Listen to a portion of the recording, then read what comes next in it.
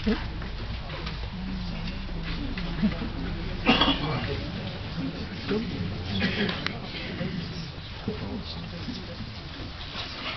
wie dieser Wein ein Geschenk Gottes an die Völker der Erde ist, von den Menschen kultiviert und geschätzt wird, so möge der neue Frieden gepflegt und wertgehalten werden.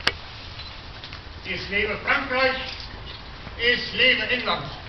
Vive l'Angleterre! Es lebe England!